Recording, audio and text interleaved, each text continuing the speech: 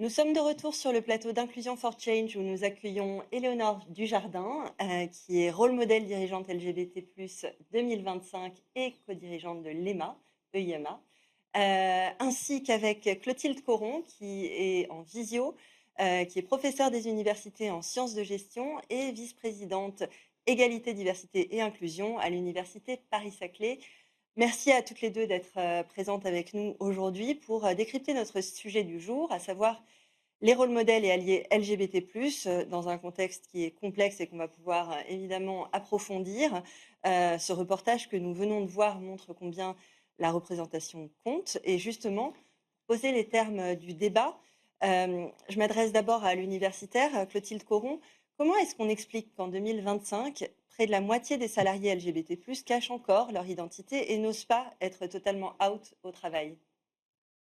Alors, en fait, les chiffres, montrent que, les salariés, LGBT, notamment, moi j'ai plutôt travaillé sur les salariés lesbiennes, et les salariés gays, restent quand même, plus exposés, aux discriminations, et aux violences, que, les salariés, hétérosexuels, hein. Pour vous donner, une idée sur un échantillon représentatif, de salariés, il y a environ, 27 de salariées lesbiennes, qui disent avoir déjà été victimes de discrimination dans leur organisation, de travail contre, 11 de femmes salariées hétérosexuelles.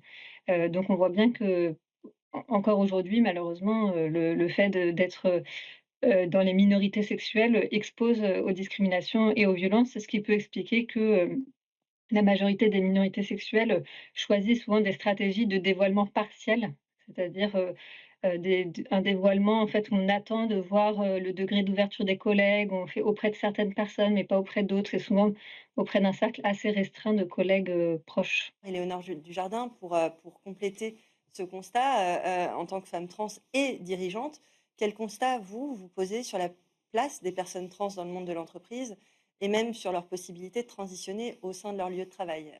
Pour vous dire où on en est, je voudrais vous raconter un peu une anecdote. J'étais avec une haute responsable dans un ministère et je lui disais: «Oui, il y a beaucoup de choses à faire avancer». Elle me dit: «Attention au backlash, attention, comment les gens vont le prendre», tout ça et je lui dis: «Bon, c'est quand la dernière fois que vous avez eu une femme comme moi dans une réunion?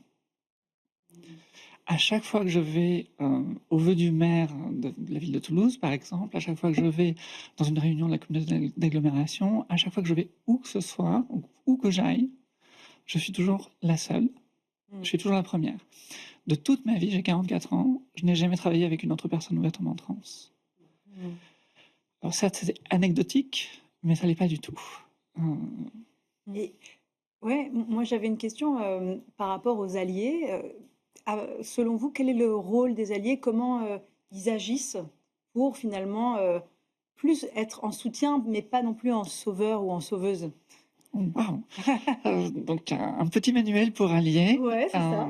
D'ores et déjà, c'est vraiment le fait de faire de la pédagogie pour les autres à notre place. Mmh. C'est épuisant d'être toujours la personne ressource et d'autant plus quand on est la personne concernée potentiellement par un problème qui est arrivé. Donc dire aux personnes quand nous, on n'est pas là: «Ah tu fait ça, ça c'était un pas de côté, c'est probablement pas volontaire». Mais quand tu parles de la personne au passé, par exemple, tu parles de la personne dans son genre effectif aujourd'hui. Ou là, tu l'as mégenrée, fais attention la prochaine fois. Je pense que c'était assez inconfortable pour cette personne. Donc c'est vraiment, faire cette partie du travail un petit peu de gérer les émotions des autres quand on a besoin de faire de la pédagogie et que les gens se sentent pas bien, ça change tout. Clotilde Coron, vous lancez, vous, un projet de recherche sur l'inclusion au travail des personnes stigmatisées, notamment, enfin et précisément, le cas des salariées lesbiennes. Quelle est la problématique, que vous couvrez et quels sont les enjeux, relatifs à cette population en particulier? Oui, en fait, j'ai lancé ce projet parce que, moi, initialement, je travaille sur les inégalités professionnelles entre les femmes et les hommes, donc vraiment, entre femmes et hommes. Mais en fait, cette littérature, elle a tendance à considérer, les femmes vraiment comme un ensemble homogène et les hommes comme un ensemble, homogène. Donc on va comparer, d'un côté les femmes, de l'autre côté les hommes. Or, ça, c'est méconnaître, le fait que, en fait, les femmes, c'est pas un groupe homogène. Il y a plein de caractéristiques qui font qu'une expérience d'une femme, c'est pas la même que l'expérience, d'une autre femme et notamment la question de l'orientation sexuelle. Et ce qui est assez intéressant, c'est que pour le coup, dans la littérature sur, les salariés, gays et lesbiennes, finalement, les salariés gays ont beaucoup plus été étudiés. Donc il y a un peu un angle mort, des connaissances, actuellement sur le vécu au travail, des salariées lesbiennes, spécifiquement. Et il suffit pas de dire que, l'expérience des salariées lesbiennes, c'est, simplement une addition de sexisme et d'homophobie, hein. Parce qu'en fait, ce qu'on voit, notamment dans les données que j'ai déjà, récupérées, c'est que c'est pas vraiment on peut pas vraiment, simplifier ça, comme ça.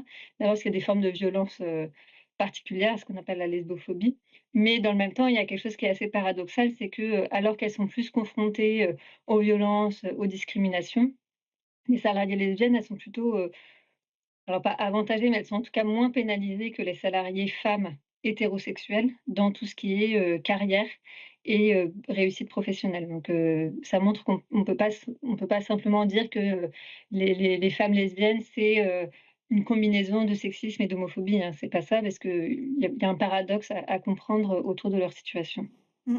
Et moi, je voulais juste compléter en savoir plus, Clotilde, parce qu'on voit des enquêtes qui, disent que quand même globalement, il y a des chiffres qui sont plus encourageants. On voit de plus en plus d'employeurs qui, sont, LGBT friendly, même si j'aime pas, cet, aspect, anglophone de l'expression. Donc on a l'impression que ça va de mieux en mieux et là, et je vais tutoyer parce qu'on se connaît, tu viens de le dire, finalement, ça cache des choses. Il y a des inégalités qui sont invisibles, il y a des violences qui existent. Est-ce que tu peux nous en dire plus sur quel type d'inégalité, quel type de violence? Oui, alors ce qu'on voit, c'est que les femmes lesbiennes, en fait, elles sont particulièrement exposées, notamment aux comportements humiliants. Et ça, c'est vraiment une spécificité des femmes lesbiennes, parce que par ailleurs, elles sont aussi assez exposées, aux violences, sexistes et sexuelles, mais ça, c'est le cas aussi pour les femmes hétérosexuelles. Donc la spécificité vraiment des femmes, lesbiennes, c'est, l'exposition aux comportements humiliants. Alors après, elles ont aussi une assez forte exposition, enfin plus élevée que le reste de la population, à tout ce qui est, violence, morale, mais ça, c'est valable aussi pour les salariés gays. Donc en fait, ce qui les distingue, vraiment par rapport, à la fois aux salariés, aux femmes hétérosexuelles et aux hommes, gays, c'est cette exposition aux comportements, humiliants. Ça, c'est la première chose et la deuxième chose qu'on voit quand même, plutôt dans les entretiens qu'on a menés avec des salariées lesbiennes, c'est, le côté, la présomption à l'hétérosexualité, en fait. C'est-à-dire que toutes les femmes, qu'on a interviewées, elles expliquent que leurs collègues, à un moment, leur disent: «Mais toi, ton mari, il fait quoi?» Et donc là, ça met les personnes en difficulté, même si c'est pas violent comme question, hein, c'est on peut pas le ranger dans le registre des violences. Mais de fait, ça crée, des difficultés pour les personnes qui savent pas comment réagir. Alors soit je reprends le collègue, mais bon, ça dévoile, l'orientation sexuelle, alors peut-être pas au moment où je voulais le faire, par exemple. Soit je reprends pas le collègue, mais alors on a des entretiens, par exemple, avec des salariés qui expliquent qu'elles ont été, enfermées dans une sorte de mensonge pour ne pas avoir repris un collègue une première fois et finalement après elles se disent: «Bah, c'est trop tard, parce qu'il va falloir que j'explique pourquoi je l'ai pas dit la première fois». Donc finalement, il y a encore, oui, il y a encore, pas mal de sujets qui sont plus ou moins, graves, on va dire, dans une échelle de gravité, entre des violences, sexuelles et puis là, ce que je vous disais, des violences beaucoup plus, d'ambiance, on va dire, mais qui, ne sont pas anodines, hein, pour le vécu au travail des salariées lesbiennes. Hem, on va revenir au rôle modèle, et à leur place pour favoriser, la visibilité LGBT+ et permettre à de nombreuses personnes d'être, pleinement elles-mêmes au travail. Éléonore Dujardin, d'abord, qui peut être, rôle modèle? C'est une question bête, mais je pense que ça intéresse, certaines personnes, qui nous écoutent, qui nous regardent. Et quelles sont les actions qui peuvent être mises en place en tant que rôle modèle ou allié du reste, pour favoriser l'inclusion, la diversité, favoriser la visibilité de personnes qui n'osent pas. Donc, peut être rôle modèle toute personne qui travaille à une plus grande inclusion des personnes LGBT en entreprise, qu'elles soient elles-mêmes concernées ou qu'elles soient simplement alliées. Donc, si vous n'êtes pas une personne concernée, si vous n'êtes pas LGBTQIA+, même si vous n'êtes pas plus, vous pouvez être rôle modèle si vous travaillez au fait qu'on soit mieux et qu'on puisse être nous-mêmes au travail. Ensuite, ce qu'on peut faire, c'est très très large. Si on prend simplement, par exemple, la question trans, une de mes premières actions, ça a été de faire mettre des corbeilles dans les toilettes des garçons. Parce qu'il y a des hommes trans dans la vie, et que repartir avec... voilà, on va pas rentrer dans les détails, mais on va de ça à mettre en place des process administratifs qui permettent des changements de prénom ou des changements de civilité à l'intérieur de l'entreprise, jusqu'à des choses qui vont beaucoup plus loin. Il y a certaines entreprises qui font des congés de transition, donc qui rajoutent des semaines qui sont données pour les gens pour se remettre. Parce qu'un vrai problème que peuvent avoir les entreprises dans ces cas-là, c'est que beaucoup de personnes trans prennent une année sabbatique et souvent quittent l'entreprise pour faire leur transition, ou juste après avoir fait leur transition, pouvoir être tranquille. Donc les entreprises ont tout intérêt à se positionner activement comme accompagnatrices des transitions, de manière à fidéliser leurs talents, parce qu'il y a beaucoup de gens très talentueux. Quand vous dites pour pouvoir être tranquille, c'est pour ne pas avoir à expliquer qu'elles ont transitionné, c'est ça, C'est à expliquer leur nouvelle identité, etc. entre autres choses, puisque si on prend le cas spécifique des femmes trans, notre survictimisation concernant les violences sexuelles et sexistes est très bien documentée. Donc, bien sûr, avoir à s'expliquer, c'est difficile. Il y a de la pression sociale, il y a même de l'humiliation, des formes de harcèlement, encore plus que les salariés gays et lesbiennes, ce qui est beaucoup dire. C'est vraiment beaucoup dire, c'est pas du tout une minimisation. Mais on peut aller jusqu'à des choses qui sont beaucoup plus graves, et beaucoup de personnes trans font le choix simplement de laisser leur vie derrière et d'aller ailleurs, ce qui fait que ça augmente l'invisibilisation, ce qui continue l'exclusion systémique, et c'est un cercle vicieux. Si on devait dire à une entreprise demain, bon ben voilà, maintenant la stratégie c'est faire émerger les rôles modèles, qu'est-ce que vous proposeriez? Qu'est-ce que vous auriez des idées? Je pense que c'est pas du tout la stratégie que je prendrais, en fait. Ok. Je prendrais vraiment une stratégie de construction de leadership. En fait, on a, parmi les personnes minorisées en général, on a vraiment un vivier de talent qui est sous-exploité. Et on a un ensemble de perspectives qui sont absolument vitales jusqu'au comité exécutif, en fait. C'est vraiment vital, ça change toute la manière dont le business est fait. Et on sait très bien que les diversités de genre, c'est le BCG qui a étudié ça, vont donner jusqu'à 20% de chances de surperformer le marché. Donc moi, c'est sur quoi je m'appuierais, ce ne serait pas forcément les rôles modèles, ce serait vraiment de monter en puissance des personnes concernées, et ensuite en faire des rôles modèles. Et ensuite dire, regardez, par exemple, moi, ce que j'ai fait en 5 ans, j'ai triplé la taille d'une école sur un marché qui a dû gagner 20% en 3 ans, en 5 ans. Donc ça, là, du coup, on devient un rôle modèle, mais pas parce qu'on a voulu nous mettre en avant, mais parce qu'on nous a donné les moyens de réussir, et c'est ce qu'a fait la PDG de l'EIMA. Clotilde parlait tout à l'heure des obstacles que rencontraient les personnes gays et lesbiennes en particulier. Est-ce qu'il y a une documentation, enfin, est-ce qu'il y a des choses sur justement les obstacles que rencontrent aussi les personnes trans et non binaires? Est-ce qu'il y a des études qui sont faites sur le sujet et qui approfondissent ça pour montrer un peu la voie? On a un double problème. Un double problème, c'est que pour toutes les données, qu'elles soient des données médicales de base pour prendre soin des gens jusqu'aux données professionnelles et sociologiques, les populations trans sont sous-étudiées. Alors qu'on est une toute petite minorité, on est sous-étudié par rapport à qui on est, très très largement. Donc ça, c'est un problème. Et l'autre problème, c'est que justement, quand on fait de la collection de données, on fait pas mal de collection de données de problèmes, mais il y a très peu de travail qui est fait sur la dimension constructive et faire avancer les choses. Et du coup, on travaille un peu entre ce carré des là de peu de données qui ne sont pas forcément adéquates, et des données qui ne nous donnent pas une image de à partir de quoi construire. Donc voilà, c'est donc les problèmes qu'on a, ce ne sont pas les mêmes pour les hommes trans, ce ne sont pas les mêmes pour les femmes trans. Vous prenez donc les problèmes que beaucoup de femmes ont, vous enlevez les problèmes de fertilité, les problèmes liés à la grossesse, les choses qui sont très présentes dans le milieu professionnel, c'est pas du tout un détail. On enlève ça, mais vous prenez les autres problèmes, sexisme, harcèlement, tout ça, le fait qu'on nous laisse moins de place, et vous le multipliez. Vous rajoutez une perte de crédibilité, et une sorte de... Socialement, on en est encore à un point où ne pas considérer une personne trans comme une personne vraiment humaine, c'est quelque chose qui n'est pas trop indécent.